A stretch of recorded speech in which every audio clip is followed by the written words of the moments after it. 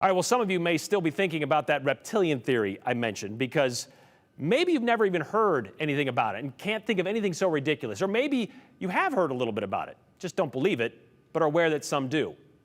Like more than 13 million Americans actually believe it to be true, according to polling research, that ancient alien lizard people are merging with humans to change our DNA and take over the world. It's a conspiracy theory that began in the early 2000s. Conspiracy theories are something we've heard a lot about as recently as this past weekend, but especially over these last couple of years. As this past weekend is concerned, it pertains to that Pride in the Park event in Coeur d'Alene. You've likely heard how that U-Haul van full of 31 Patriot Front members, a white nationalist hate group, there to start a riot with Pride attendees, well, they were actually Antifa members, right? There to make conservatives look bad. A theory perpetuated that afternoon as it was happening by Matt Shea, a former Washington state legislator who was kicked out of that state's Republican caucus because of his ties to extremism, and an investigation that found he engaged in domestic terrorism. Remember the armed takeover of the Malheur Wildlife Refuge in Oregon in 2016? Yeah, he helped plan that. And he has recruited armed militia members to go against federal agents. That kind of stuff as well. So here's what he said on social media at 3:44 in the afternoon as these arrests were happening Saturday. Hey everybody, it's Matt Shea, broadcasting live from McCune Park in downtown Coeur d'Alene. Just a few minutes ago as we were on our prayer walk, it looks like Antifa may have been setting an ambush for us. A U-Haul truck, looks like a large 20-foot U-Haul truck, was busted just after we walked past with our prayer march. Inside were over a dozen by my count, maybe even 24 men in white face masks with khaki pants on, very similar to those who were getting in a van in D.C. January 6th and were filmed doing that. Looks like they were busted here in North Idaho, and this attempted ambush by Antifa was thwarted.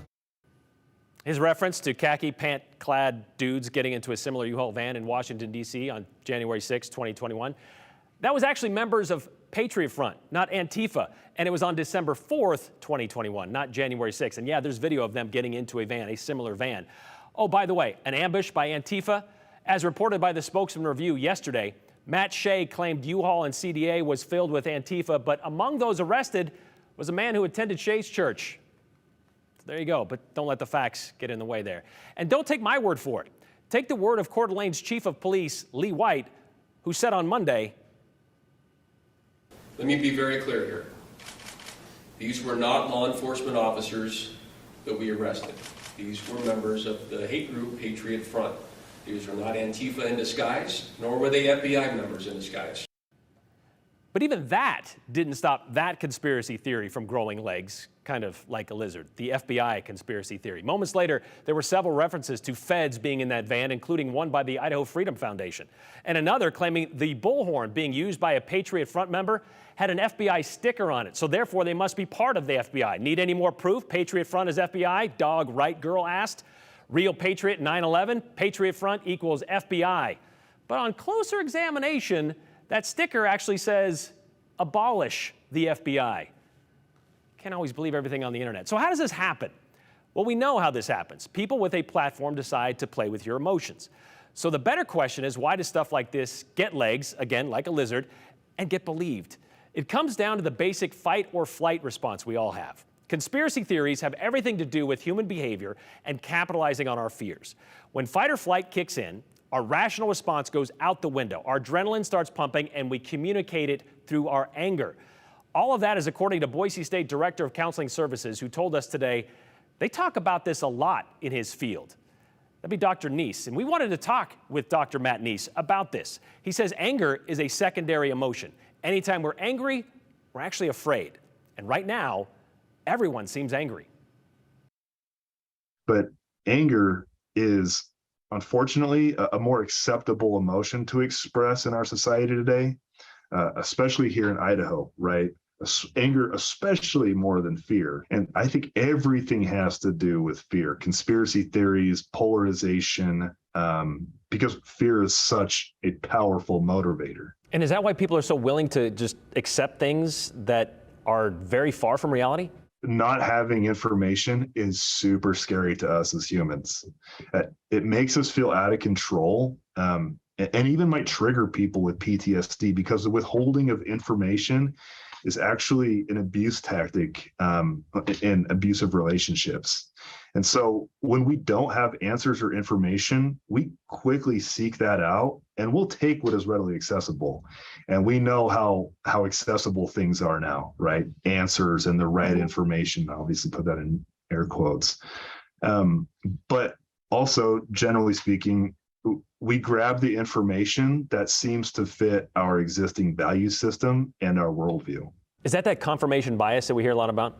100%, right? So confirmation bias is us seeking out information that supports our previously held beliefs. Okay, so when this misinformation or even disinformation is proven incorrect, it's not that easily believed. It's not that easy to go, oh, okay, well now I know the truth. Right. Why is that? Because we doubt the source, right? We've been told to doubt the source. And that's another thing that we think we really have to understand, is something that we are conceptualizing in the mental health field, is this idea that we are pack animals. We talk about fear. We hate to be alone. We are very afraid of being alone and being by ourselves. And nothing makes me feel like more of a pack or a group than to have a common enemy.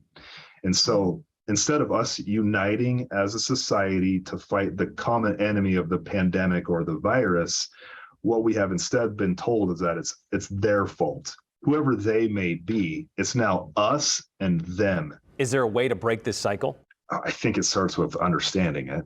Understanding that when I'm starting to feel activated, I stop and I say, okay, wait a minute, what am I afraid of? Instead of subscribing to this idea that it's them and it's this ulterior motive, that I instead stop and think, okay, what is all of the contextual information at hand here? And how do I want to perceive this? Not how am I being told to perceive it, or how are my friends perceiving it, or what's the cool way to perceive it? As much as we pride ourselves in being independent and feeling in control, we actually really want people to tell us what to do.